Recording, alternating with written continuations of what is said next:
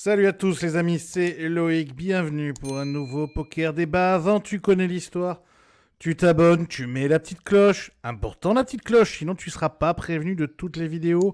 Et puis je suis aussi sur Twitter, Insta, alors rejoins-moi, je te fais la bise. Bonjour à tous, bonjour à toutes les amis, c'est Loïc, bienvenue dans un nouveau Poker Débat, votre émission de poker et de débat pendant ce futur ou peut-être actuellement, troisième confinement.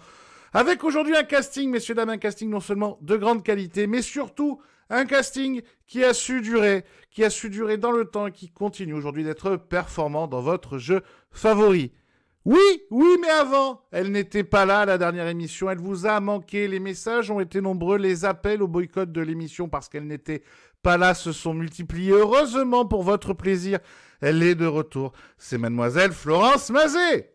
Salut à tous. Un jour, tu me présentes normalement ou non? Non, jamais. Peut-être pas. Il est de retour, il commence à être un habitué, la barbe est soyeuse. Comment ça va mon chance? Salut les vieux et la vieille. Petit nouveau les amis, ça fait une éternité au minimum qu'il est le représentant de PMU Poker, le Team Pro. C'est monsieur Erwan Pêcheux. Salut. Pareil, une éternité que lui aussi représente le W rouge, le Winamax, c'est monsieur Guillaume Diaz. Et bonsoir, j'espère que vous allez bien. Et enfin, le représentant de toute une génération, messieurs, dames, vous l'avez vu au restaurant, au bar ou en photo parce qu'il venait de gagner un tournoi, c'est monsieur Florian Ribouchon. Wesh. T'as oublié la chicha quand même. La chicha aussi. Elle est là, mon pote. Jamais bien loin. Les amis, je vous remercie tous d'être là. Aujourd'hui, le thème, c'est durer dans le poker. Et Dieu sait que c'est compliqué. Il y a des questions. C'est pas simple, c'est du beau sujet. Et on attaque tout de suite par le premier débat. Le premier débat, les amis. C'est assez simple. Durer au poker, est-ce synonyme de réussite au poker? Un débat presque philosophique et on attaque avec Erwan Pêcheux, mon ami. C'est toi qui démarre. C'est moi? Ouais. Non. Alors, je dirais oui et non. La Suisse, voilà. d'entrée, on y va. Voilà. Alors, oui, c'est un signe de réussite parce que ça signifie qu'on gagne assez d'argent pour en vivre. Mais ça peut aussi vouloir dire non pour plusieurs raisons. La première, c'est que déjà, il y a des joueurs professionnels qui ont aussi d'autres revenus et donc qui n'ont pas forcément besoin de ces revenus du poker pour vivre. Donc, est-ce que c'est un signe de réussite au poker? Pas forcément. Et la deuxième raison, c'est pourquoi non? Parce que il y a des joueurs aussi qui n'évoluent pas ou qui se contentent de jouer à des petites limites avec un petit revenu sans avoir de projet d'évolution dans le jeu ou qui n'ont pas de réels objectifs dans le poker de haut niveau. Ouais. Et voilà, on peut pas vraiment dire que ces joueurs-là ce soit une réelle réussite pour eux de durer dans le poker, parce que c'est aussi des joueurs qui ne prennent pas aussi beaucoup de risques financièrement. Voilà. Ok. Mon chance? Alors, je dirais moi aussi oui et non. Pas exactement pour les mêmes raisons qu'Erwan. Pour moi, la longévité, c'est un des critères de réussite, pas le seul, mais ça en fait partie. Parce que je pense que tous ici, on a connu ce qu'on pourrait appeler par exemple des étoiles filantes, des gens qui pendant un an sont incroyables et 2 ans plus tard, ils sont plus là. Par exemple parce qu'ils se sont broc. Mais pourquoi? Parce qu'il y a quand même de la variance dans le jeu. Donc, il faut quand même une certaine durée pour pouvoir juger quelqu'un, quoi. Et il y a aussi une seconde raison pour moi, c'est parce que pour être un joueur complet, compétent, donc juger un joueur, il n'y a pas que les qualités techniques, selon moi. Et ça requiert d'autres qualités qui seront jugeable uniquement sur un laps de temps assez élevé, comme par exemple la gestion de ton argent. On a tous connu plein de joueurs qui qui sont très forts techniquement et qui se sont broc ou qui ont quitté le milieu parce que ils avaient des problèmes de train de vie, de machin, de gestion d'argent, par exemple. Donc, pour moi, c'est quand même un critère important. On pourrait trouver des exemples de mecs qui ont été très forts sur une courte période et qui ont arrêté parce qu'ils n'avaient plus envie. Mais voilà ce que j'avais à dire sur cette question-là. Monsieur Flo. Oui et non, comme tout le monde. Déjà, Chance parlait de l'aspect technique, mais en vrai, j'ai l'impression que c'est presque un des trucs les moins importants arriver à un certain niveau, puisque enfin ça c'est des détails au final, et il y a tellement tous les à côté qui sont plus importants, comme bien choisir ses games, bien gérer son oseille, tous les trucs comme ça, quoi. Et c'était quoi la question à la base? Si c'est un signe d'une Est-ce que c'est un signe de réussite de durée?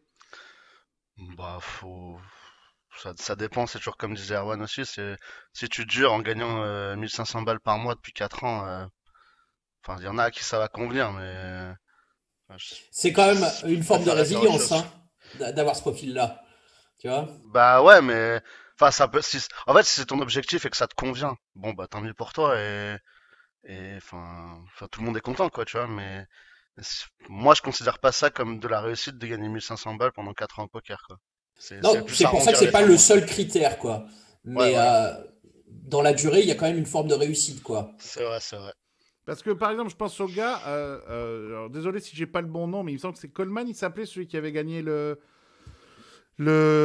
One Drop, qui est resté. Ouais. C'est ça? Voilà. Dan Coleman. Dan Coleman, il gagne le One Drop, il gagne un ou deux autres tournois juste derrière, puis il se casse en ayant pris, je sais pas moi, 30 millions. Et vous avez par exemple quelqu'un comme Roger, Roger qui nous dit que ça fait 30 ans qu'il est dans le poker. Comment on définit la réussite ou l'échec de ces deux personnes-là, quoi? Bah déjà, si je peux me permettre, puisque j'ai joué ce format-là, Coleman il a dû gagner en Sit and Go Heads Up 5000 pendant je sais pas 8 ou 10 ans avant, hein. Donc ouais, il a joué 4 tournois live dans sa vie et il en a gagné 3, mais avant ça, c'était le meilleur dans son format pendant des 10, enfin, je sais pas combien d'années. Donc la durée, il l'a aussi, tu vois. D'accord, ok. C'est surtout qu'à un moment, il a tout gagné. Enfin, c'est même pas une question de titre pour lui parce qu'il s'en fout, mais il a suffisamment dosé, il a mieux à faire ailleurs. Vas-y, ciao. Écoute, moi je vais être un peu plus Tranché. catégorique, tranché que mes coéquipiers. Écoute, je vais te dire non, pour la simple et bonne raison que tu peux durer dans le poker pendant très longtemps et malgré tout ne pas réussir forcément, ne pas que ce soit synonyme de réussite. Ouais. Tu peux très bien fail à atteindre tes objectifs, fail à atteindre ce que tu fais, mais continuer à jouer au poker quand même et continuer à durer dans le poker. Voilà. Alors, du coup, quels sont les critères de réussite pour toi, Guillaume? Les critères, qu'est-ce qui serait synonyme de réussite? Ça va être déjà forcément ce que tu gagnes au table. Forcément, ça va être un critère de réussite. Ça peut être aussi un critère de réussite de réussir à partir au bout de 3 ans. Tu vois.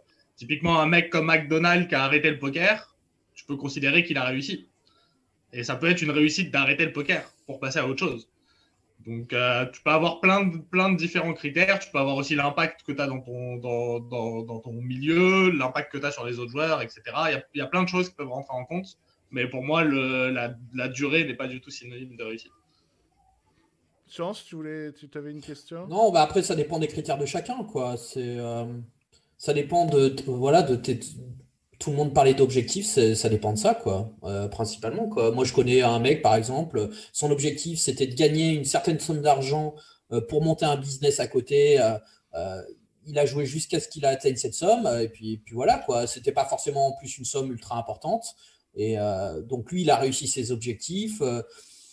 Lui, il a réussi, quoi. Il a fait ce qu'il voulait faire, quoi. Voilà, il a fait ce qu'il voulait réussi dans faire. le poker, etc. il a fait ce qu'il voulait faire. Voilà. Après, est-ce qu'on ne pourrait pas prendre un exemple un peu contraire d'un mec qui aurait gagné une très grosse somme très rapidement et qui se serait dit du coup, je veux être pro de poker parce que j'ai gagné cette grosse somme, je vais me mettre à fond dans le poker, et qui n'aurait pas vraiment réussi à avoir là une carrière escomptée derrière et au final de perdre. Enfin, il aurait duré dans le poker dans le temps, c'est-à-dire il aurait joué pendant, je sais pas, 5 ans, mais au final, c'est juste parce qu'il a fait un gros one-time au début qu'il serait resté dans le poker. Et ça, c'est pas une réussite, du coup. Le meilleur exemple là-dessus, par exemple, on pourrait prendre Chris Moneymaker. Est-ce que tu considères que Chris Moneymaker a réussi dans le poker parce qu'il est resté 10 ans après qu'il ait gagné? Je crois pas que ce soit forcément signe de réussite. D'un côté, peut-être, tout dépend des critères. Est-ce que, déjà, une des questions, c'est est-ce que l'argent gagné est un des critères d'une belle carrière? Ça, c'est une question qu'on pose beaucoup. Comment tu juges un joueur de poker? Sur quels critères? Il y en a certains qui disent l'argent. Alors là, je leur dis, écoute, le mec, si on prend sur une année, le mec qui gagne un Expresso 1 million sur Winamax, par exemple, est-ce que c'est un joueur plus accompli, un meilleur joueur que celui qui prend 3 fois moins sur 500 tournois ou, tu vois, Moneymaker, il a eu quand même une belle carrière d'ambassadeur, il a voyagé, il a fait plein de choses. Alors oui, peut-être qu'en tant que joueur de poker pur, technique, machin, tout ça, résultat, par rapport à d'autres, mais il faudrait lui parler, il faudrait savoir lui ce qu'il attendait de ça, j'en sais rien quoi, mais il a fait quand même des choses, ce mec-là, on peut pas lui enlever ça. Non. Et en plus de ça, il a, ses résultats à part son main, bon, il a certainement fait quelques trucs à côté, mais rien de foudroyant. Mais mec, il a fait jouer tout le monde. C'est quand même incroyable. Et en plus, il a le nom qui va avec, mec. L'histoire et le nom. Non, mais l'histoire est folle, oui, ça c'est sûr, mais c'est un autre sujet. Quoi. Mais alors, pour reprendre votre exemple, on va prendre quelqu'un qui a pas beaucoup perfait pendant plusieurs années, qui a fait le one time d'une vie, c'est, je pense toujours à Lucille Cailly, moi, qui juste après sa grosse perf a arrêté de poker. Est-ce que pour vous, elle a réussi? Parce que c'est une carrière réussie, parce qu'elle a joué quelques années quand même en plus. Faudrait lui demander quel était son objectif. A priori, vu qu'elle a arrêté juste après sa perf, son objectif c'était peut-être d'atteindre un certain seuil d'argent, de pouvoir se payer son appart et machin, et d'aller dans d'autres projets, quoi. Moi, je la connais pas suffisamment pour répondre à cette question à sa place. C'est pareil pour quelqu'un comme Tristan Clémenceau, un petit peu, quoi. Il a peut-être pas joué énormément, enfin pas des années, mais il a joué beaucoup, Tristan, quand même. Ah, il a joué beaucoup. Il a joué beaucoup et longtemps, quand même. Il a réussi à. Parce qu'il a démarré très très jeune, lui. Il a investi et puis il a arrêté le poker, quoi, dans un truc. Et il est successful dans ce qu'il fait aussi maintenant. Donc au final. Il a réussi quelque part. Donc c'est une question très compliquée dans tous les cas. Ouais. Et alors pour vous, dans ce cas, c'est quoi s'il y a un marqueur, un truc à choisir sur, voilà, ça c'est un vrai signe de réussite. Donc toi, tu disais, parce que tu disais, je pense pas forcément l'argent. Mais alors pour vous, le premier marqueur d'une carrière réussie, pour vous, c'est quoi dans ce cas-là? Celui qui vous vient comme ça en tout premier, Erwan. Le palmarès et la diversité du palmarès, j'ai envie de dire. Non, parce qu'un joueur de cash game, il n'a pas de palmarès. Ouais, c'est vrai ça. C'est vrai aussi, oui, pardon. Ouais. Moi, je vois le. Toi, tu vois pour toi, pour tes objectifs. C'est ça, ouais. C'est ça. Oui, de toute façon, c'est personnel. C'est pour ça que je vous demande personnellement. Ouais. Donc, toi, Erwan, en tant que joueur de MTT, ça va être le palmarès, ok, diversité. Chance? Moi, est-ce que je suis encore un joueur de poker, tu vois, je me diversifie. Oui. Enfin, tu vois, je pars de plus en plus. Moi, je suis heureux avec ma communauté. Est-ce que toi, c'est pas les audiences, justement, et ta communauté, quelque part? Non, c'est pas les audiences. C'est oui, si, c'est un mix de plein de choses, quoi. Il n'y a pas un facteur où je suis intraitable là-dessus, et si je l'ai pas, je suis triste, quoi. Moi, à l'heure actuelle, c'est ça, et de toute façon, ça va avec la deuxième question que tu vas nous poser tout à l'heure, à mon avis. C'est un mix de plein de choses. Moi, si j'étais pas parti dans cette voie-là de ultra communauté, partage, tout ça, j'aurais probablement arrêté le poker à l'heure actuelle. Depuis un petit moment, quoi. Ok. Flo, toi, s'il doit y avoir un critère? Je sais pas, j'ai l'impression que c'est personnel, quoi. Ça dépend. Ouais, mais justement, personnellement, toi. Personnellement. Ah, je sais pas, parce que repose-moi la question, je me souviens. Si toi, tu devais personnellement ton critère numéro 1 pour de réussite, ouais. J'en sais rien, quoi. Est-ce que tu estimes que déjà maintenant tu as réussi ta carrière?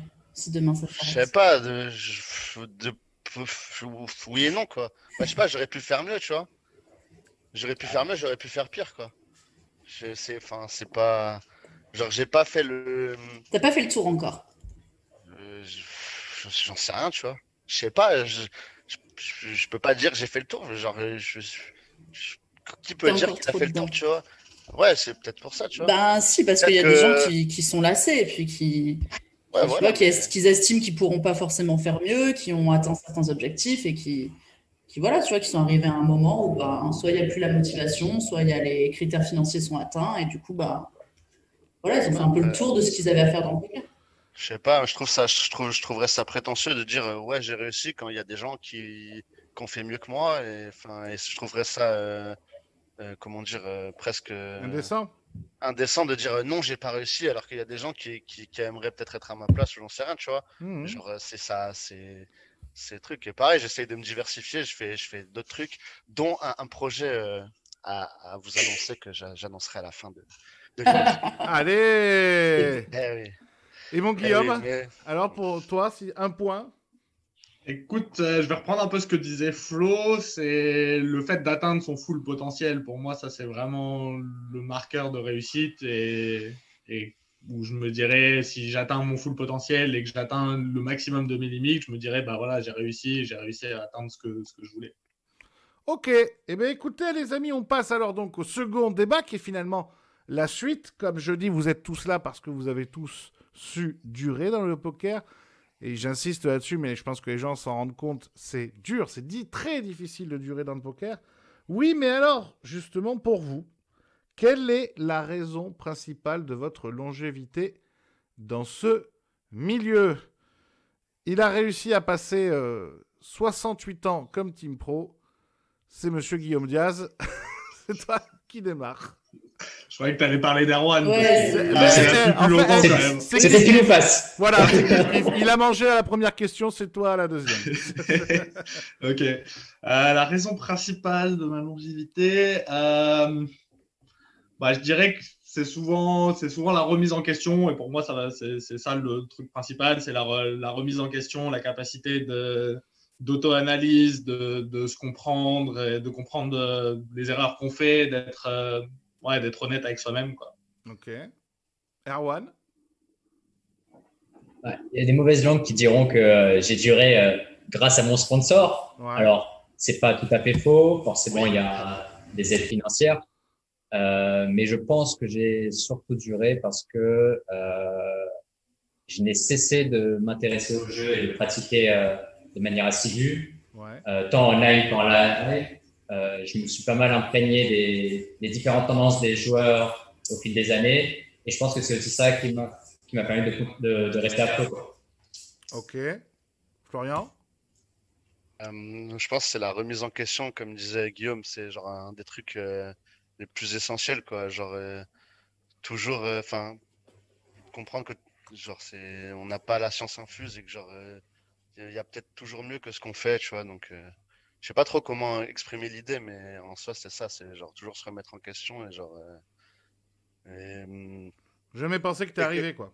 Ouais, c'est ça. Écoute, enfin, genre tout le monde peut apporter quelque chose à quelqu'un de même moins bon, par exemple. Je sais pas trop comment exprimer le truc, mais Tu veux dire quoi? Tu veux dire qu'un joueur qui est peut-être moins bon que toi, techniquement, peut quand même t'amener des choses pour ton ouais, jeu? c'est ça. En fait, il y a tellement de points différents.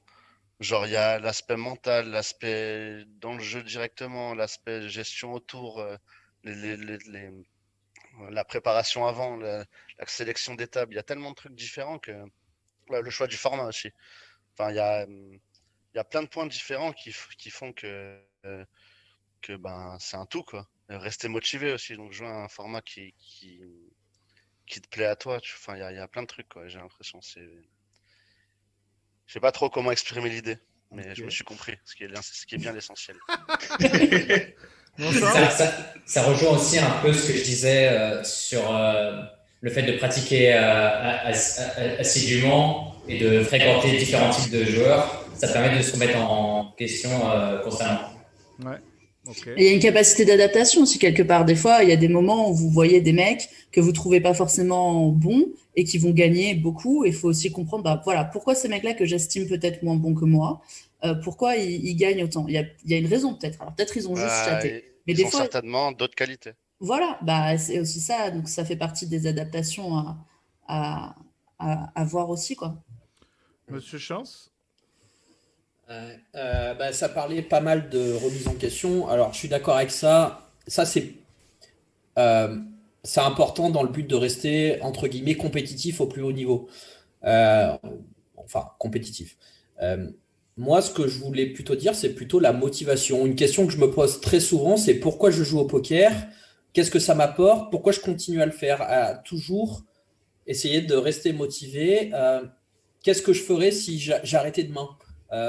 Toutes ces petites questions-là, outre la profondeur du jeu, etc., que je trouve très intéressante, qui me pousse à continuer. Si demain, je perdais toute motivation, bah, je pense tout simplement que j'arrêterais. Pour moi, c'est une des clés dans la longévité du truc. C'est pourquoi tu le fais, pourquoi tu continues à jouer. Voilà. Et à partir du moment où tu perds tout... Alors, j'en connais quelques-uns et je pense que ça existe. Que tu perds toute motivation et tu continues parce que tu n'as rien d'autre à faire, parce que c'est ton métier ou parce que tu n'as pas le choix, à mon avis, ça finira par mal finir, quoi. Okay. Voilà, moi, je continue à jouer, à essayer de comprendre, à essayer de m'améliorer parce que j'aime ça, tout simplement. Voilà. Si je peux me permettre, tu dis, il y en a qui ont continué parce qu'ils n'ont pas trop le choix. Et à un moment, j'étais un peu dans cette situation-là, quoi. J'étais, genre, je gagnais pas grand-chose, quoi. Et genre, vu que j'ai jamais travaillé de ma vie, je sais pas faire grand-chose. J'ai pas de diplôme ni rien, tu vois. J'étais un peu dans cette situation. Genre, ça me saoulait un peu de jouer, mais j'avais pas trop le choix, tu vois. Et après, tu as toujours moyen de te remotiver, de retrouver quelque chose qui va te booster et compagnie, quoi. C'est pas. Donc, c'est de la motivation, quoi. Ouais, il faut te poser les bonnes questions. Si demain, tu arrêtes de gagner via le poker, alors peut-être que tu auras 5 millions de côté, donc là, tout va bien, quoi, tu vois. Presque. Je sais pas, mais... Il en manque un petit. Crack. Un petit. Qu'est-ce que tu fais? Moi, personnellement, j'ai eu d'autres métiers avant le poker, j'ai fait d'autres choses. C'est un des trucs qui me dit, est-ce que j'ai envie de retourner à cette vie-là, par exemple? La réponse, pour l'instant, est toujours non. Je mesure la chance que j'ai de vivre d'un jeu. Enfin, on est de passage sur cette planète, quoi. On vit d'un jeu, quoi. C'est quand même sympa, quoi. C'est cool, ouais. Garder ça en tête, pour moi, c'est assez important. C'est quelque chose qui me motive. Je vis d'un jeu, je passe ma vie à jouer. Je pense qu'on peut l'oublier des fois. Alors, c'est un jeu certes compliqué, certes, il n'y a pas que des bons côtés non plus, mais on a quand même une certaine chance, quoi. On vit d'un jeu. Alors, comme j'en parlais moi tout à l'heure, dans mon exemple à moi, au bout d'un moment, j'ai commencé à perdre ma motivation. Le fait de devenir maintenant, d'essayer de devenir un personnage public qui donne des conseils, qui, via tout ce que je peux faire, ça m'a ouvert de nouveaux horizons, ça m'a amené un côté social qui me manquait dans le grind pur tel que vous le connaissez tous. Et ça m'a remotivé, reboosté vers d'autres projets, etc.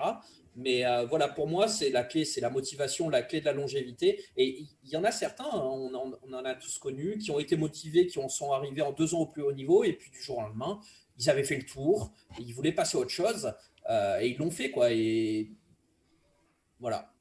Au final, vous avez tous des façons différentes de trouver des sources de motivation. Toi, Chance, tu l'as trouvé dans le côté streaming, du coup, une nouvelle source de motivation de partager ce que tu faisais avec des gens, avec une communauté. Certains le trouvent dans le coaching, certains le trouvent dans d'autres choses qui gravitent. Enfin, pendant mes 5 premières années, par exemple, c'était purement le jeu. J'étais totalement isolé, personne ne me connaissait. Il va plus avoir ce profil-là, d'être purement dans le jeu, mais il y a des gens qui ont besoin de sortir un peu de ça aussi, quoi. Ouais. Moi, j'avoue, faire comme il fait Erwan, jouer tout le temps, toute ma vie, tout le temps. J'ai pas joué cette semaine. Arrête, frère, t'as pas joué, t'as joué lundi. C'était les vacances. Cette semaine égale 2 jours pour Erwan Pécheux. C'est déjà bien, j'avoue. 3 quand même. T'es malade? Je vais très bien, au contraire. Non, mais ouais. Tu parlais de ton sponsor, Erwan. Vous avez tous une activité, on va dire pas annexe, mais un élément annexe qui a aussi compté dans votre carrière, c'est-à-dire Erwan et Guillaume, vous êtes pro dans le Bellroom depuis longtemps. Chance, comme tu dis, tu as devenu ensuite un personnage public avec le streaming. Florian, toi, les gens le savent peut-être un peu moins, mais pendant très longtemps, tu as stacké et avec réussite beaucoup de joueurs parfois inconnus qui aujourd'hui le sont. Réussite ou pas, hein, ça dépend, tu connais juste les bons exemples. Non, mais je veux dire, t'as plus réussi que d'autres, on va dire ça comme ça, voilà. Voilà, t'as pas fini comme, comment ça s'appelait ce truc-là, Unpoc. Non, ils ont peut-être marché eux d'ailleurs, j'en sais rien. Est-ce que cet élément extérieur, ça vous a aussi permis de faire cette longévité dans le poker d'après vous? Erwan, tu as un peu répondu en disant que ça comptait. Guillaume, toi, est-ce que tu penses que le fait d'être sponsorisé par Wina pendant longtemps, ça a aussi permis et financièrement et à ta motivation de durer? Ouais, clairement, ouais. Moi, j'ai un peu le même truc que Adrien d'avoir besoin d'un côté social et d'avoir besoin d'un côté où je suis pas en train de grinder tout seul de mon côté. Et bah, que ce soit le sponsoring, que ce soit le fait de se faire coacher par des gens ou de coacher des gens, d'avoir un bon entourage, ça a aussi aidé. Et toutes ces choses-là font forcément que bah, c'est des petites choses qui font que ta motivation, elle arrive à se rebooster à des moments et que tu arrives à durer, à être motivé dans le temps. Erwan? Ouais, bah, c'est un peu pareil. Puis surtout le fait de voyager et de voir des gens qu'on ne voit pas forcément tous les jours et voilà, on échange avec plein de gens de différentes catégories, que ce soit sociales, professionnelles. Enfin, puis on découvre aussi des nouveaux pays. Enfin, on n'est pas enfermé dans le grind et donc du coup, le fait de combiner le social avec notre passion, le poker, bah, ça aussi ça nous motive pour continuer, quoi. Et... Vu qu'on se connaît depuis longtemps, toi et moi, est-ce que le fait aussi qu'avec les années, moi je trouve que tu es devenu un très très bon ambassadeur, parce que tu as bien compris, tu vois, le principe même de voir, même parfois quand on n'a pas envie, parce que les sessions se sont mal passées ou quoi, échanger avec le public, tu vois, parce qu'il y a des gens qui sont hyper contents de te voir, ceux qui suivent la team, etc. Est-ce que le fait de devenir, pas une marque, tu vois, mais pas loin, hein, vraiment un ambassadeur, etc., est-ce que ça t'a aussi un peu fait... enfin, le fait que ça te fasse grandir, est-ce que ça a aussi un peu changé le joueur? Tu vois ce que je veux dire? Clairement. Déjà, avant et même encore sur mes premières années de sponsoring, j'étais parfois un peu, enfin je le suis toujours, hein, des fois d'une certaine manière, mais un peu impulsif, un peu en tilt ou bref, un peu en mode rageux. Et avec le temps, avec le travail aussi qui nous amène le sponsoring, c'est-à-dire aussi de travailler un peu dans d'échanger avec les gens. Dans la communication, finalement. Ouais, voilà, dans la communication, voilà, ça m'a aidé à m'apaiser et aussi, du coup, à avoir une relation différente, même avec le jeu, au final, d'être beaucoup plus calme, beaucoup plus serein dans le jeu. Ouais. Ok. Florian, toi, comme je disais, on ne le sait pas forcément, mais c'est presque une activité annexe, quoi, presque d'entrepreneur de faire ça à côté, non? Est-ce que ça t'a apporté des choses ou pas? Ouais, bah à un moment je faisais ça beaucoup. Maintenant je me suis un peu calmé, mais le projet en question dont je vous parlerai à la fin. Ce teaser sur mon terme. Faut bien, tu vois, accrocher la clientèle, quoi. C'est ça. Ouais, mais j'ai fait ça et c'est vrai que c'est cool de voir des gens qui ont commencé avec toi, pas quoi. très haut, quoi. Ouais. Oui, non, parce que je trouverais ça pareil prétentieux de dire qu'ils ont réussi parce qu'ils ont commencé avec moi, tu vois. Ils ont réussi parce qu'ils se sont donné les moyens de réussir, tu vois, plus qu'autre chose, quoi. Mais c'est cool de voir des gens qui ont commencé en bas et qui sont maintenant en haut, quoi. Et ça t'a permis un peu de durer dans ta carrière aussi, c'est-à-dire un moment où toi, par exemple, tu perfes moins, mais eux perfent plus, et donc ça te redonne de la confiance ou ça te donne envie de pas lâcher le morceau? C'est plus, ouais, niveau motivation, tu vois, genre de voir un mec que tu stacks et que tu coaches réussir et toi non, tu sais, vas-y, flemme, tu vois, genre obligé de réussir aussi, quoi. Ça va, non, il y a une hiérarchie, tu vois. Mon chance. Ouais, moi, par rapport à ça, à tout ce que vous dites, c'est une question que dans mes premières années, je me suis pas mal posée. Et c'était un petit peu un cas de conscience pour moi. Je sais pas si c'est le cas à vous tous aussi. C'est à quoi je sers dans la société actuelle, quoi, d'être joueur de poker. Moi, j'ai trouvé maintenant mon équilibre via mes streams, via tout ce que je fais à côté. C'est peut-être le cas pardon, le prénom de... J'ai oublié ton prénom. Florian, Guillaume, Erwan. Florian, pardon. Tu as l'impression d'aider les autres via ce coaching, stacking, je ne sais pas. Et c'est un accomplissement, quoi. Ça fait plaisir. Moi, voilà, j'ai maintenant trouvé cet équilibre-là. Je suis heureux quand je reçois des mails de remerciements, de machin, super, tu m'as vachement aidé, c'est grâce à toi, ou des trucs comme ça. Chose qu'on n'a pas dans le métier de joueur poker. Si on se cantonne à ça, c'est qu'il y a quelque chose finalement d'assez égoïste, d'assez solitaire, d'assez... voilà, bon, je je tenais juste à rajouter ça, quoi. Ça dépend aussi du caractère des gens, ça, tu vois. Il y en a qui n'ont pas du tout ce besoin de reconnaissance, qui s'en fichent un peu, qui font leur truc de leur côté et qui n'ont pas besoin de servir à quelque chose, entre guillemets, quoi. Bah, je t'avoue que genre le truc de reconnaissance là, à la base, je m'en fous un peu, tu vois. Mais j'avais reçu un message d'un mec que j'ai coaché et stacké, mais pas très longtemps, tu vois. Et il avait fait TF d'un assez gros tournoi en France, quoi. Et il m'avait envoyé un message genre ouais, bah, merci pour ce que tu m'as apporté c'est il y a longtemps, c'était longtemps après, tu vois. Il m'a dit ouais, merci pour ce que tu m'as apporté et tout, c'est en partie grâce à toi et tout, nanana. Et c'est vrai que ça m'avait fait plaisir. Ouais, ça fait chaud au cœur. Il saura qui c'est d'ailleurs. Moi, pareil, j'ai fait un tout petit peu de coaching. Et une fois, quand j'ai commencé le coaching, quelques jours plus tard, je reçois un mail de la personne d'une des personnes que j'étais en train de coacher et qui me dit ça. Pareil, j'ai gagné un tournoi à 2 euros. Merci, c'est grâce à toi, quoi. Et ça m'a fait plus de bien que si j'avais gagné un gros tournoi moi-même de mon côté, quoi. Alors qu'on ne parle pas d'une grosse somme d'argent ou quoi que ce soit, tu vois, mais juste ces mots-là. Et c'est parce que c'est pas quelque chose qu'on croise très souvent dans notre métier de base, entre guillemets, au quotidien, quoi. On fait quelque chose de très on n'est pas pompier ou tu vas sauver, tu vois, tu vas sortir le chat d'une mamie dans un arbre, elle te dit merci en pleurant, j'en sais rien, tu vois. Rien ne t'empêche de le faire. Hein. Oui, mais... Nous, on n'a pas d'arbre à côté de chez nous, mais toi, tu peux. Allez. Voilà. On passe au troisième débat. Troisième débat, les amis, votre expérience est longue. On va en profiter avec toute cette expérience accumulée depuis toutes ces années. Pour vous, quelle est l'erreur principale que les joueurs de poker professionnels font de manière récurrente? Ça va tracher, ça va bâcher. On va démarrer par Monsieur Ribouchon. Je vois pas ce qui te fait rire, mais je pense surtout, c'est de brûler les étapes. Souvent, j'ai l'impression que les gens veulent aller trop vite. Et il y a un truc, je pense, qui s'achète pas. Tu vois, tu peux te faire coacher, tu peux progresser, tu peux mater des vidéos, tu peux tout faire, mais il y a un truc qui s'achète pas, je trouve, c'est l'expérience. Et c'est vrai. Tu peux bosser la théorie autant que tu veux, si t'as pas l'expérience de voir comment les fields jouent, tout simplement, bah, tu peux pas être le meilleur, tu vois, même si. Genre, tu prends quelqu'un qui a des facultés pour apprendre, tu lui apprends toute la théorie, tu lui expliques comment ça marche et compagnie. Mais je pense qu'il sera jamais très bon dès le début parce qu'il aura pas juste l'expérience, quoi. Mm-hmm. C'est un truc sous-estimé, j'ai l'impression. Et toi, ils ont voulu aller trop vite. T'en as vu Ouais, genre aller trop vite, ouais, sauter les étapes, tu vois. Ok. Guillaume?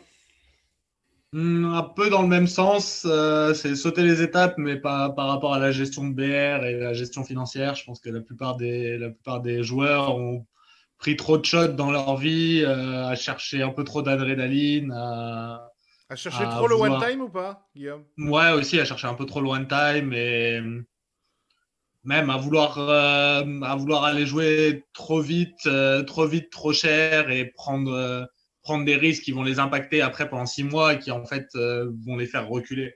Je pense que c'est quelque chose de très commun, qui est de moins en moins présente chez les joueurs pros au fur et à mesure que l'expérience commune s'accumule et que tout le monde se rend compte que tout le monde apprend un peu des erreurs de tout le monde, quoi. Ouais. Mais ouais, je pense que c'est quelque chose qui est très récurrent et je vois pas autre chose qui est plus récurrent. Ok. Erwan? Moi, ça rejoint un peu ce que disent Florian et Guillaume, mais j'ajouterais quelque chose. Ce serait le fait de surestimer son ROI sur les tournois qu'on ne croche pas du tout.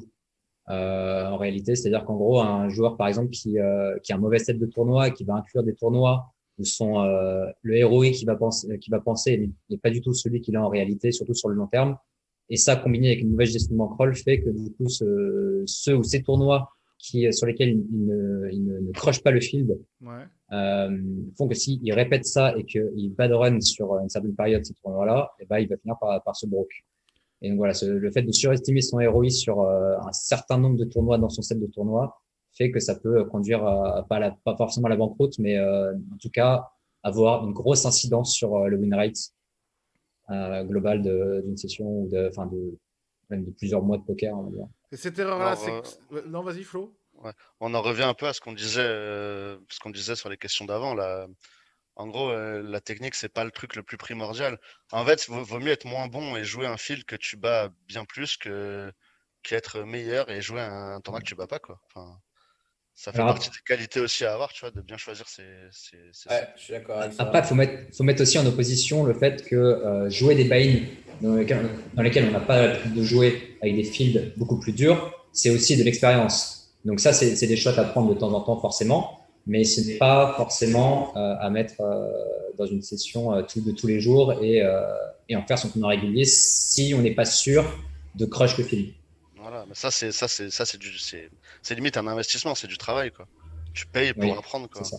Tu payes pour C'est apprendre ça. par toi-même, quoi. Pour Ça, c'est pas compté dans. Enfin, en gros, faudrait être con pour jouer un tournoi que tu bats pas tous les jours dans le but d'apprendre, Mais quoi. pourtant, tous les joueurs pro le font, enfin beaucoup, la plupart le font. Tous les joueurs pros sont bêtes, alors. Ça me paraît être une aberration de faire ça, tu vois. Mais pour suivre ce que vous dites, ça veut dire qu'il y a un moment, il faut aussi que le joueur, et donc d'après ce que je comprends, ils le font pas, faut que des fois le joueur accepte d'être juste bon à cette limite-là et point. D'accepter qu'il peut. Non, Non, il faut bosser. Faut tu peux te donner les essayer de. moyens, tu peux te donner les moyens de Faut, progresser, accep- quoi. faut accepter qu'il n'est pas encore assez bon pour être sur ce field-là et pour le jouer régulièrement et pour le crush, quoi. Exactement. C'est juste ça, quoi. Exactement ça. Et ça, c'est dur à déterminer. C'est pour ça, c'est pas que les joueurs sont bêtes, c'est juste que c'est Ouais. hyper dur à déterminer. Ouais, c'est un hyper problème dur à se rendre de compte la résilience, qualité quoi, un du peu. field. Un problème de résilience, un problème d'honnêteté avec soi-même et même Ego, quoi. Ouais. Ouais, et même aussi d'interprétation de beaucoup d'informations qui sont très dures à comment tu veux juger ta capacité à battre un field. C'est très très dur. Faudrait connaître tous les joueurs parfaitement, savoir quels sont leurs leaks, quels sont leurs points forts et savoir à quel point ils sont meilleurs que toi. C'est très très compliqué. Quand je disais ils sont bêtes, ils sont bêtes s'ils sont au courant qu'ils gagnent pas sur ce tournoi-là et qu'ils continuent à le jouer tous les jours, hein. Oui, ça c'est sûr. Après, c'est très normal de pas se rendre compte que tu bats pas autant que tu le penses ou que tu perds sur un tournoi en ayant joué 4 fois. Enfin, t'as peut-être juste déchaté les tables ou tu penses avoir un plus gros ROI parce que t'as juste chaté les tables au début et vu des trucs de ouf. Mais en vrai, enfin, après, il faut essayer d'être objectif, quoi. Ce qui se passe souvent aussi, c'est par exemple, on a un joueur qui a un average buy-in de, je sais pas, 70 ou 80 euros et qui veut inclure un tournoi à 500 euros dans sa session, par exemple. Et sur le tournoi à 500 euros, bah, il finit, je sais pas, dans le top 3 ou même il le gagne, on va dire, et gagne une grosse somme. Et ben, faut savoir que ce joueur, inconsciemment, bah, finalement, il va mettre ce tournoi dans sa session tous les jours, pendant plusieurs semaines, plusieurs mois, plusieurs années, et sans forcément se rendre compte que sur le long terme, en fait, il va perdre de l'argent juste parce que, en fait, la première fois, il l'a gagné et ça va bien sa perte, en fait. Ah bah ouais. Chance. C'est toujours la même chose, quoi. C'est une question d'arriver à percevoir le niveau des fils que tu joues, quoi. Ce qui est pas facile. Ouais, alors moi je suis d'accord avec tout ce que vous venez de dire. Ma réponse à cette question, c'est un petit peu la même chose, sauf que j'aurais choisi des mots un petit peu différents. Pour moi, c'est plutôt... Alors déjà, je pense qu'on n'est pas représentatif du joueur pro de poker moyen. Pour moi, le joueur pro de poker moyen, c'est quelqu'un d'assez jeune, 25 ans, je dirais. Online, j'entends. Et qui va, la plupart du temps, gagner pas mal d'argent assez vite, quoi. Et pour moi, ma réponse en tout cas à cette question, ça aurait été l'arrogance / l'humilité, quelque chose comme ça. Quand à 20-25 ans, et je suis passé par là, tu gagnes pas mal d'argent via un jeu, via peut-être même un jeu vidéo, comme ça peut faire un petit peu dérailler. Et tu vas faire des erreurs. Et tout ce que vous venez de dire, pour moi, c'est les erreurs typiques du joueur qui manque d'expérience, qui arrive assez vite, entre guillemets, au sommet. Qui va faire? Il va surestimer son niveau de jeu, rentrer par exemple, c'est ce qu'Arwan disait, ce 500 euros dans son quotidien, alors que finalement, on n'est pas sûr qu'il crush, mais vu que la première fois il a gagné une belle somme, il va manquer de recul, manquer peut-être d'humilité par rapport à ce qu'il est vraiment, à ce qu'il arrive vraiment à faire, et ça va souvent conduire dans le mur, quoi. Et ça rejoint un petit peu ce que vous avez dit par rapport à l'expérience qui pour moi est très importante, c'est aussi cette expérience-là. Alors, je ne connais pas tous votre parcours précisément. Moi, je sais que je me suis un petit peu cassé les dents dans certaines… dans certains moments de mon parcours, principalement dans mes premières années. Et ça m'a fait apprendre certaines choses. Et tout se rejoint quoi, par rapport à la discussion qu'on a depuis le début. C'est la remise en question. Vous avez parlé beaucoup de remise en question. Mais quand tu débarques, que tes premières années sont incroyables, que tu gagnes tous les tournois, etc., c'est dur de se dire, d'avoir le recul nécessaire, de se dire, la part de variance dans tout ça, etc. On peut très vite perdre la tête. Donc voilà, je ne sais pas si j'ai été très clair. Voilà ma réponse par rapport à ça, parce que j'ai vu énormément de jeunes joueurs arriver, tout gagner, beaucoup d'argent tout de suite. Et c'était pas aussi rose quelques années plus tard, quoi. Et toi, Florence, toi qui les as vus, ces joueurs depuis toutes ces années, ton avis? Non, mais je suis assez d'accord avec ce que dit Chance. Dans le côté, il y a eu beaucoup de jeunes qui se sont mis à devenir donc un peu semi-pro au départ et au final à tout de suite se dire pro avant même de savoir ce que ça voulait dire d'être pro au poker. C'est-à-dire que il y en a quelques-uns qui en 6 mois, je sais pas, ils ont gagné 3 win, ils ont gagné 3 win à series ou 2 gros tournois sur .com et puis ils se sont dit, même pas sur .com d'ailleurs, sur .fr, ils se sont dit ça y est, ça fait 6 mois, je gagne au poker, go vivre dans un autre pays et go jouer le .com et voilà. Et ces gens-là, ils se sont évidemment brûlés les ailes. À Malte, on appelait ça le Malta Express. Ils venaient faire un tour et puis ils rentraient chez eux. Voilà. Parce que, évidemment, en fait, il y a eu plusieurs choses là-dedans. C'est que, évidemment, il y a le côté un peu les erreurs de jeunesse. C'est-à-dire, quand on est jeune, on se croit peut-être un petit peu au-dessus, ou on se rend pas bien compte. On se dit, tiens, c'est cool, ça marche. Et voilà, on n'a pas le recul nécessaire, même de par la jeunesse, quoi, de ce que c'est vraiment la vie, de ce que c'est les épreuves, de ce que c'est la difficulté, puisqu'on n'a pas forcément connu ça. Et puis, il y a aussi beaucoup de la gestion de bankroll. C'est-à-dire que tous ces mecs-là, ils se sont dit, OK, maintenant, je suis pro de poker. Alors, pro de poker, c'est-à-dire, faut absolument que je joue le high roller de Wina tous les jours. Il faut que je joue ça. Et en fait, ils se sont mis aussi à jouer trop cher par rapport à leur bankroll. Et si ça marchait plus comme ils le voulaient d'un coup, forcément, tu peux très vite perdre toute la bankroll que tu as amenée avec toi. Et puis souvent, ils sont partis ou ils sont décidés d'être joueurs pro de poker alors qu'ils n'avaient pas une bankroll suffisante pour être joueurs pro de poker, en fait. Ils se sont juste dit, waouh, j'ai 20 000 balles, c'est trop bien, mais 20 000 balles, ça, on sait tous ici. Hein. Ouais, mais bon, on sait tous que ça ne suffit pas pour d'un coup se dire on est joueur de poker. Donc, et effectivement, il y a eu ça. Et ça va aussi, je pense que c'est aussi un petit peu une question d'image.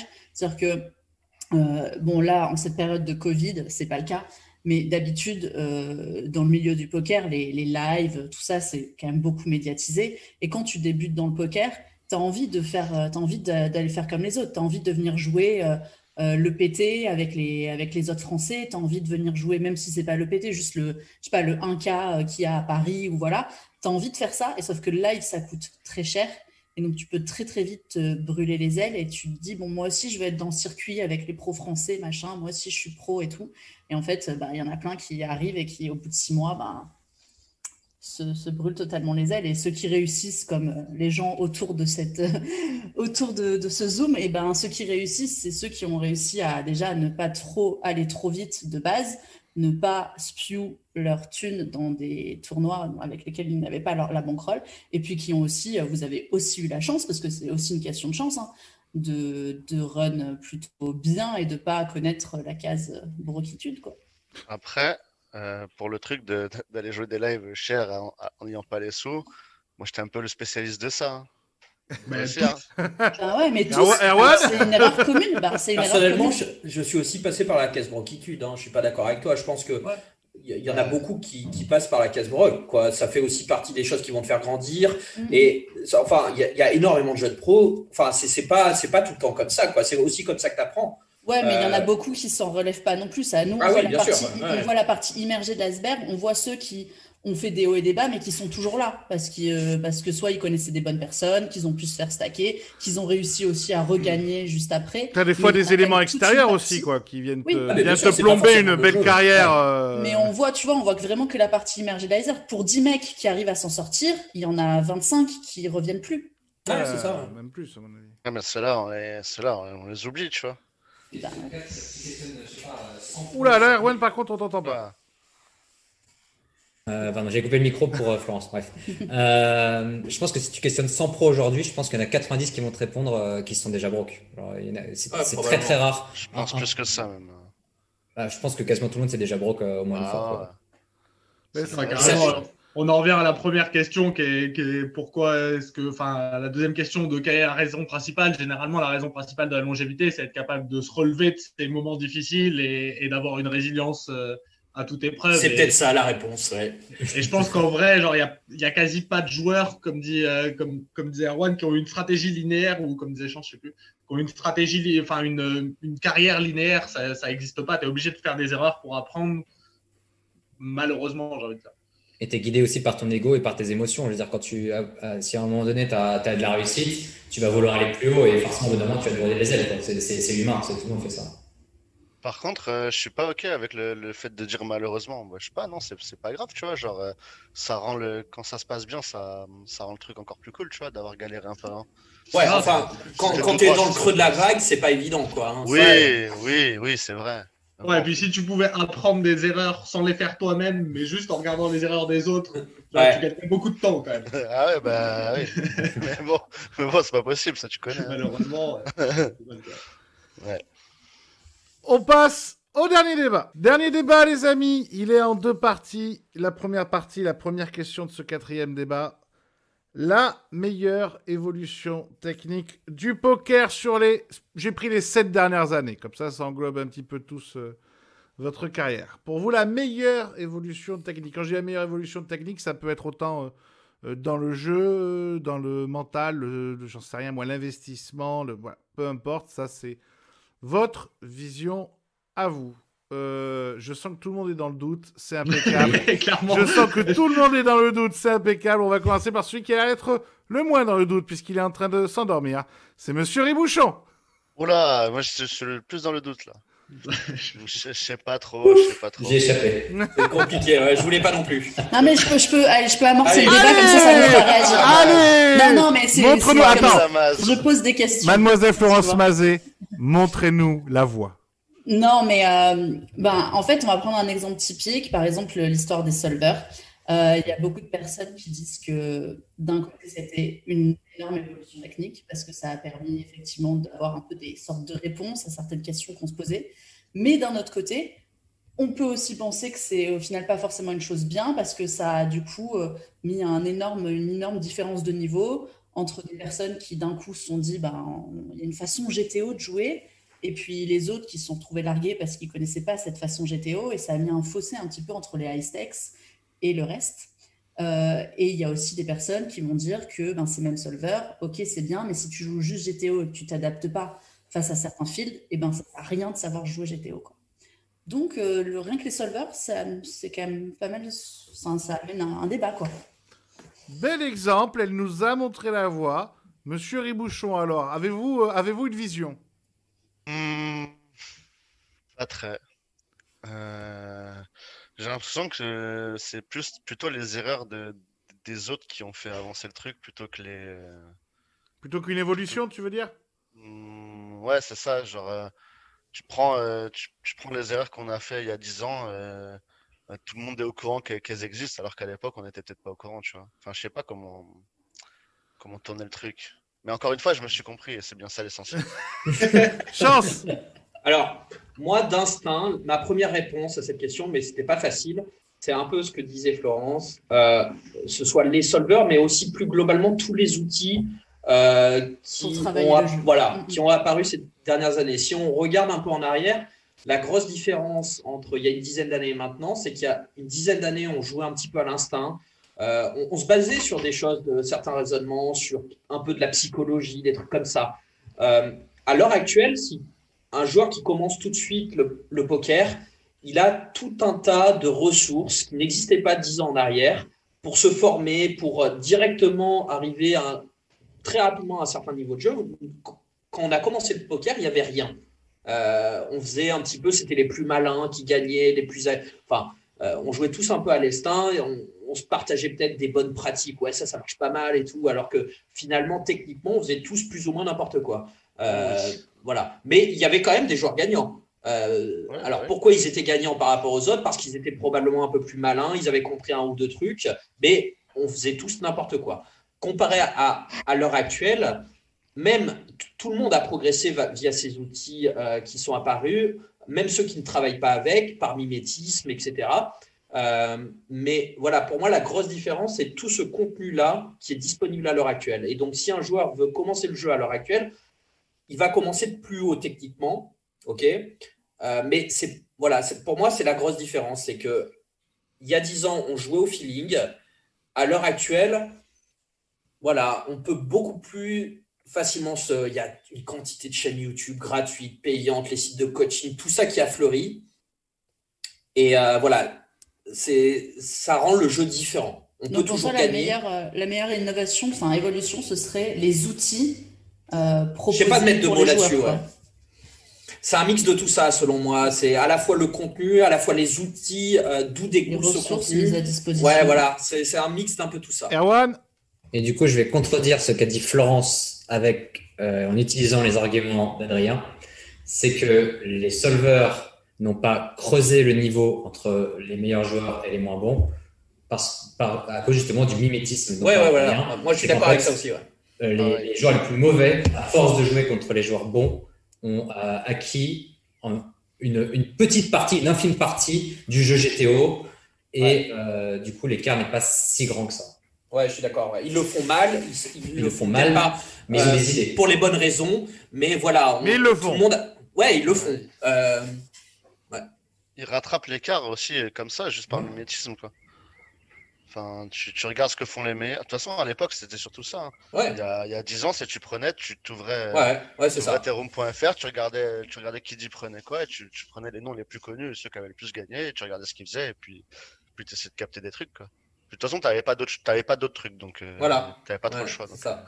Aujourd'hui, tu ouvres YouTube, tu t'abonnes à une plateforme de coaching, tu fais un truc comme ça, et tu essaies de reproduire un petit peu. Tu vas le faire mal, parce que tu n'auras pas vraiment compris l'essence des choses, mais tu partiras d'un niveau déjà supérieur. Moi, je me souviens quand j'ai débuté, je faisais exactement ça. Je regardais les résultats du dimanche, il y avait un nom qui revenait tout le temps, j'ouvrais ces tables, je regardais, et j'essayais de m'inspirer. Je devais le faire mal. C'était plus long, c'est plus compliqué, tu vas mal le faire. Après, maintenant, c'est sûr qu'avec tout ce qui est vidéo et compagnie, admettons, tu commences, tu vois, tu relances 4x toutes tes mains, 20 blindes, tu vois. Donc, tu regardes une vidéo, 2, après, tu te dis, ouais, bon, personne ne le fait, c'est peut-être de la merde, tu vois. Quoi. Mais c'est vrai, tu vois, et ça fait gagner un temps fou, quoi, puisque au final, c'est simple à corriger, quoi. C'est vraiment, ça, c'est pas un détail, c'est facile à corriger. Il y a plein d'exemples comme ça que j'ai pas en tête qui sont très facilement corrigeables pour quelqu'un qui débute et qui a aucune base de ce qu'il faut faire à peu près, quoi. Guillaume? Ouais, je vais dans la même lignée. Je dirais que il y a deux choses sur lesquelles je trouve ça a vraiment évolué. C'est le partage de connaissances, la professionnalisation du partage de connaissances, donc soit via Twitch, via le coaching, via les vidéos YouTube, etc. Et la deuxième chose, c'est aussi la professionnalisation du milieu dans son ensemble, avec l'arrivée des hypnothérapeutes, des coachs mentaux, des préparateurs de mentaux par contre. Manteau par contre. De quoi? Mentaux par contre les coachs. Mais... ça dépend s'il est seul ou s'il est plusieurs. C'est tout. Mais donc voilà, donc toute cette professionnalisation là qui en gros prend un peu le chemin de plein de sports.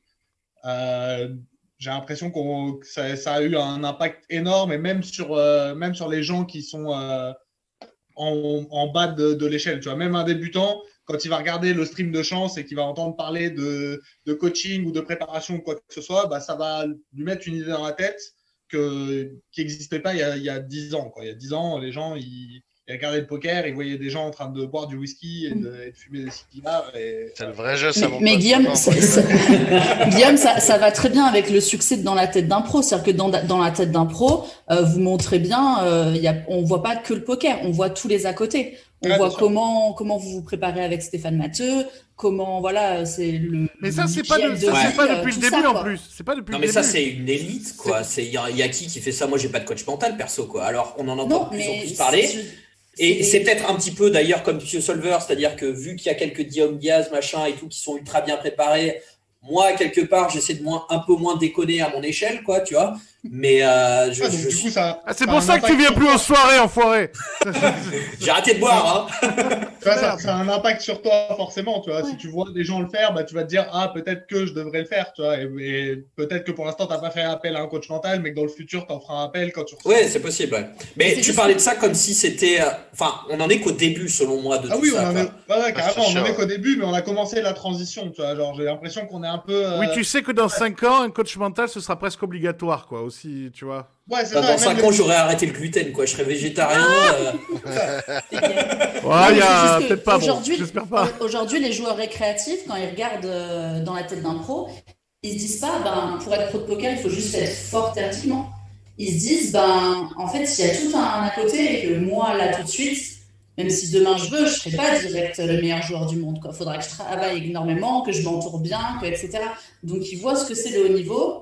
Et ils voient que c'est pas juste. Alors, juste pour dire ça, c'est intéressant ce que tu dis, et ça revient à ma dernière question, puisqu'on parlait du côté de l'évolution positive, mais est-ce qu'il y a une évolution négative? Moi, je vais prendre la parole pour commencer, parce que je rejoins ce que tu dis, Florence, c'est-à-dire, moi, ce que je trouve que c'est dommage dans l'évolution du poker, enfin, dommage, ou en tout cas, s'entraîner quelque chose qui peut-être sur le long terme pourra ne pas nous servir, c'est qu'aujourd'hui, on n'a plus le même rêve qu'il y a 10 ans. Il y a 10 ans, ou il y a même 7 ans, n'importe quel joueur, d'ailleurs les rooms jouaient beaucoup sur ça, c'est voilà, jouer comme vous êtes, entre guillemets, vous pouvez y aller avec 7 et 2, on s'en fout, n'importe qui peut être champion du monde, n'importe qui peut gagner un gros tournoi.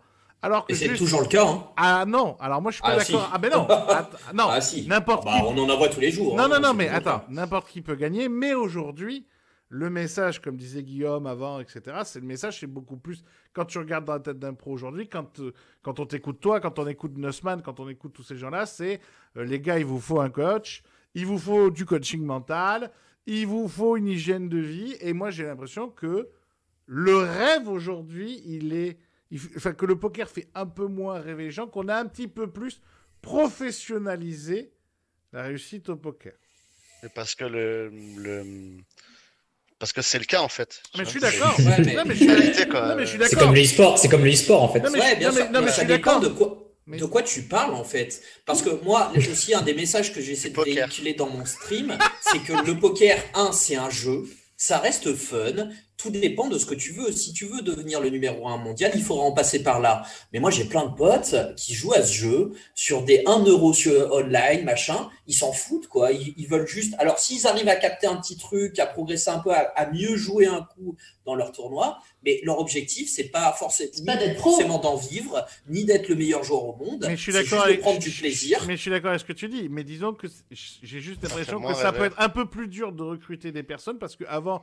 Quand tu disais à n'importe qui, quand tu avais M6 qui faisait un reportage sur Elki avec la grosse bagnole alors qu'il conduit pas et le bateau qui était même pas à lui, tu vois, c'était peut-être plus facile de recruter des gens que si aujourd'hui, justement, comme tu dis, le mec il connaît pas, il arrive sur ton stream, sur le stream d'Arwan, sur le stream de Flo d'ailleurs ou de Guillaume, tu vois, peu importe, et que il arrive et ouais, alors les gars, ouais, ça a été chaud, putain, j'ai grindé pendant 8 ans, ouais, je me suis entouré de coaching, ouais. On est peut-être juste un peu plus honnête, quoi. Ah non, mais ça, je te dis pas que c'est pas plus honnête. Je te dis juste que ça fait un peu moins rêver, quoi. Est-ce que ça fait moins rêver? Je sais pas. Hein. Est-ce que, qu'est-ce qui fait le plus rêver de voir des gens qui ont 25 ans, qui sortent tous les soirs, qui se bourrent la gueule et qui ont une hygiène de vie dégueulasse et qui ont une espérance de vie de 40 ans et qui jouent au poker et qui gagnent de l'argent versus avoir des mecs qui peuvent avoir une hygiène de vie à peu près stable, qui vont avoir une vie sociale qui ressemble à peu près à quelque chose, qui vont mon ami, j'ai envie de te dire un peu un mix des deux. Regarde quelqu'un, regarde Pierre. Pierre, regarde Florian. Justement, regarde Pierre. Et ce qui fait rêver les gens chez Pierre, c'est pas que son côté des gènes. Non, c'est ce que je te dis, c'est un mix. C'est un mix. Ouais. C'est surtout, je pense qu'il y a le parallèle entre l'e-sport et le truc, parce que pour avoir fait un peu les deux, l'e-sport avant, c'était quand même beaucoup plus accessible aussi, tu vois. Maintenant, j'ai l'impression que dans tous les jeux, le niveau est tellement élevé que, ça devient inaccessible. Mais c'est pareil au poker. Hein. Et le poker à très haut niveau. Les deux ont suivi la même trajectoire, tu veux dire, quoi. Le poker à très haut niveau, si tu veux, battre les 5K.com quotidien en semaine, franchement, c'est inaccessible, quoi. Ouais, il y a 3 extraterrestres qui arrivent, quoi.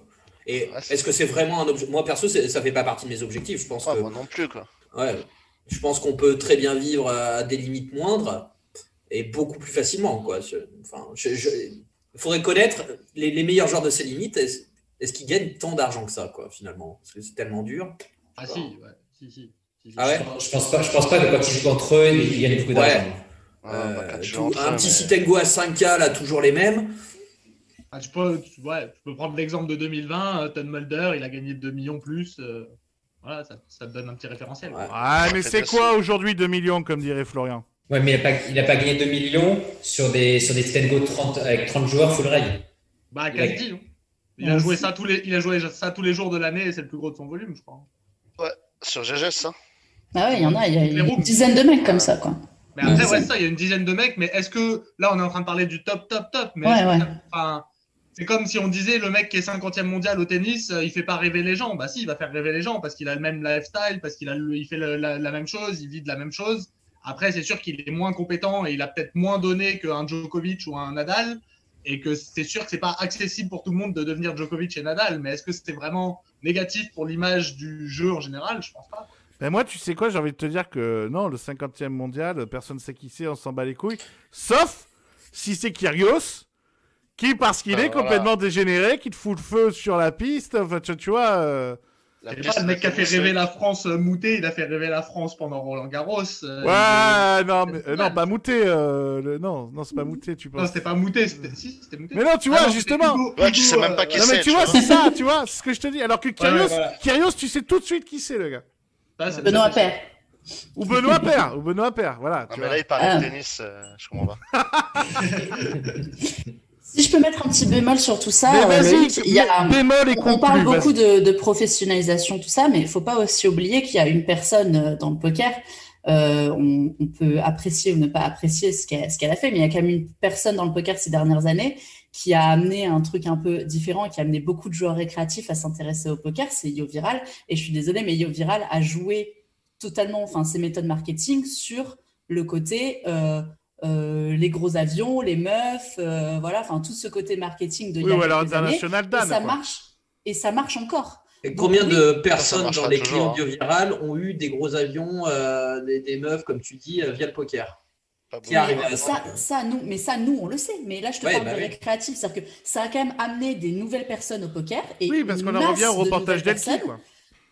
On en revient au reportage d'Elki. Voilà, donc il y a encore quand même cette manne-là. Donc certes, il y aura une manne qui regardera les dans la tête d'un pro, qui s'inspirera de ça et qui dira c'est ça le haut niveau aujourd'hui. Mais il y a aussi toute une masse de joueurs récréatifs qui, eux, ce qui va les intéresser, c'est juste le côté argent facile, les meufs, le vivre dans un autre pays, les voyages et tout ça, quoi. Et d'ailleurs, t'as GG Poker qui vient de recruter Bilzerian. Ouais, en plus, voilà. Donc il y a quand même. Et c'est pas pour son niveau de poker. Ben oui, on sait bien. Qu'est-ce que t'en sais? J'ai des infos.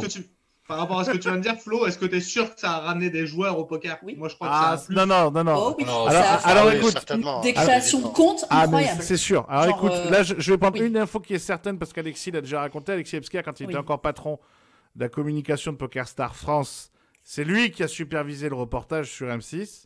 Voilà, donc eux, ils ont les courbes à H+4 du nombre de comptes. Tu parles de Elki, là. Non, mais même Yo Viral, on le sait, je pense que quand il y a été Team Pro PMU et quand il y a eu les trucs, on sait le nombre de créations de comptes. Ça a amené des tonnes de créations de comptes. C'est monstrueux. Le côté là, et moi je pense que Bilzerian, justement, chez GG Poker, ça va ramener une tonne de monde. Alors, c'est peut-être pas, par contre, des joueurs qui restent. C'est des joueurs qui rêvent, ils s'aperçoivent au bout d'une semaine qu'ils sont toujours pas millionnaires et ils se cassent. C'est moins qualitatif que quand quelqu'un suit le stream de chance ou suit le stream gang, tu vois, qu'un joueur plus averti qui va rester plus longtemps. Oui, mais c'est juste que c'est quand même un certain public. On peut pas les enlever. Il y a aussi ce public-là. Bon, dernière question subsidiaire, très vite, juste. Vous avez duré dans le poker. Est-ce que vous vous mettez... Qu'est-ce qui définit l'arrêt de votre carrière? Est-ce qu'il y a un arrêt? Est-ce qu'il y a un objectif ou pas? Guillaume. Très bonne question. Je me suis souvent posé cette question et ma réponse change tous les 2 jours, je crois. Et donc aujourd'hui écoute, je crois que ça dépendra vraiment aussi des trucs à côté, en fait. Ça dépendra de mon intérêt pour d'autres choses plus que du poker en lui-même. Okay. Et je pense que ça va vraiment dépendre de mon envie d'aller faire autre chose et mon envie d'avoir une autre activité, quoi. Ok. Chance? Moi, je sais, je me suis très souvent posé cette question aussi et j'ai toujours la même réponse. Par contre, c'est juste le bonheur. Tant que je suis heureux et que j'aime ce que je fais, je continuerai. Voilà. Non, mais c'est tout. Et on a ce luxe-là. Je le répète encore une fois. Non, mais on joue, on vit, notre vie, c'est jouer. Voilà. Moi, maintenant, je la partage en plus. Et si demain, j'y trouve plus mon bonheur, mais je ferai autre chose. C'est aussi simple que ça. Je sais pas, je vis un petit peu au jour le jour. Peut-être que ça durera 20 ans. Peut-être que dans 2 ans, je suis plus là. Je ne sais pas. Mais on a ce vrai luxe, je pense. Et voilà, quoi. Moi, c'est aussi simple que ça. Ok. Erwan? Alors moi, ce qui me fera arrêter le poker, c'est ni un objectif financier, ni un objectif de palmarès. Ce qui pourrait me faire arrêter le poker, il y a 2 choses. La première, c'est la démotivation. Là, si j'ai plus envie de jouer, je ne jouerai plus. Le bonheur. Et voilà. Et la deuxième, c'est si je trouve une autre activité qui me plaît plus que le poker et qui me prendra assez de temps pour me faire arrêter. Voilà. Ok. 2 raisons. Monsieur Ribouchon? Déjà, Erwan, on sait que t'arrêteras jamais. Ouais. Peut-être. Je ne sais Alors, peut-être. Peut-être. Ouais, moi, c'est un peu la même chose, quoi. C'est si les autres activités me plaisent plus, ouais, ça va être à l'envie, quoi. Si le jour où j'aurai plus envie de jouer, je jouerai plus. Et puis, ça se fera. Il y a pas de, tu sais, genre, à partir d'aujourd'hui, je joue plus, tu vois, ça se fait progressivement. Et puis, au bout d'un moment, soit t'as plus le temps, soit t'as plus envie de jouer et tu joues plus. Parce que tu fais autre chose, en fait. Par exemple, moi, ça fait 2 jours que je ne veux plus jouer, par exemple. Ouais, voilà, par exemple. Et tu fais autre chose, du coup. Ouais, je fais autre chose. Voilà, tu vois. T'as trouvé ta reconversion. Bravo. Et demain, c'est dimanche, par contre. Et le dimanche, on peut pas faire autre chose. Non. Non, mais oui, c'est la motivation, quoi. Le jour où t'as plus envie, c'est vrai que, comme disait Adrien, c'est un peu, ouais, le luxe de ce travail-là, c'est que tu peux arrêter quand tu veux, et puis tu peux.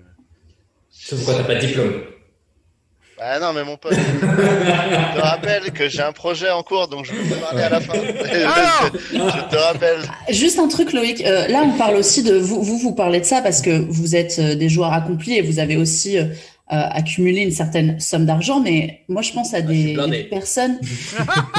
Non, mais tu n'es pas non plus sans rien. C'est-à-dire que tu as. T'as déjà ton premier million, c'est ce qu'on veut dire, tu vois. Demain, vous vous arrêtez pendant 1 ou 2 mois, vous n'êtes pas à la rue. Et il y a quand même certaines personnes dans ce milieu, il faut quand même y penser à ces personnes-là, qui sont un peu des smicards du poker, qui vivent du poker, mais qui ne gagnent pas des sommes folles et qui ont besoin de cet argent pour vivre tous les mois et qui demain ne peuvent pas se dire je suis plus motivé, j'arrête. Non, parce qu'ils n'auront pas de quoi se retourner tout de suite. Donc, soit ils vont effectivement trouver une autre activité et du coup, dès qu'ils ont l'autre activité, s'arrêter. Mais il y a aussi des gens qui, ils peuvent pas du jour au lendemain se dire je suis plus motivé, j'arrête, quoi. Et il y en a beaucoup des comme ça. Chance?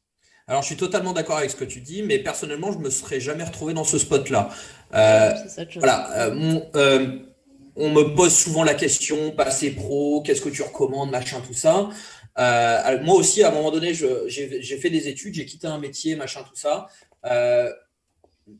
parce que j'avais une idée de vers quoi j'allais. On ne sait jamais sûr, on ne sait jamais exactement. Mais moi, je ne serais pas, entre guillemets, pro de poker si je gagnais 1K2 tous les mois. Donc, personnellement, je ne serais pas dans ce spot-là. Alors, je sais qu'il y en a qui le sont. C'est aussi peut-être leur choix, quoi. Tu vois, peut-être qu'ils pourraient faire autre chose. Moi, personnellement, je pense que pour moi, ça ne serait pas vivable. Voilà. C'est un peu comme, tous les métiers. Il faut faire ce qui nous plaît. Et le fait, pour le poker, c'est toi qui dois gérer ta carrière de poker. C'est pas le poker qui doit te gérer. C'est pas le poker qui va mener ta vie au final. C'est toi qui dois mener les choses. Ça, c'est notre question. C'est qu'est-ce qu'on recommanderait pour quelqu'un de vivre uniquement de ce jeu, quoi. Tu vois, c'est à partir de quelle limite et tout. Enfin, je veux dire, si tu gagnes 1K2 par mois, t'as pas de vacances, t'as pas aucune sécurité, tu peux pas décider de t'arrêter pendant 2 mois parce que c'est un jeu mentalement assez éreintant, etc. Enfin, t'as plus de revenus. Un bad run de 3 mois, c'est rideau, il y a plus personne, quoi. Tu vois. Voilà. Tu fais pas de plaisir. Ouais, non, c'est pas vivable.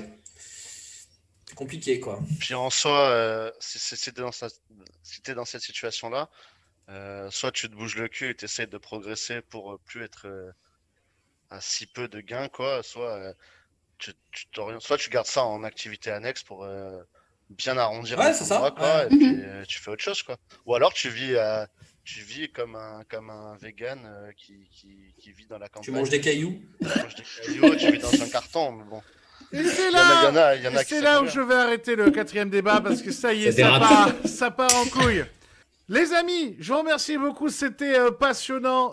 Il y a des débats que vous avez lancés qu'on pourra relancer. Je vous réinviterai avec grand plaisir. Mon chance, on te retrouve oui. dès que tu as envie sur ta chaîne Twitch. Voilà. Évidemment, tous les liens en description. On va peut-être te retrouver plus fréquemment sur Wina. La vie décidera. Mon Erwan, on te retrouve sur la chaîne Twitch de PMU Poker et quand le live reprendra, on te retrouvera partout. Ça, c'est sûr. Avec la famille PMU. Mon Guillaume, on te retrouve des fois.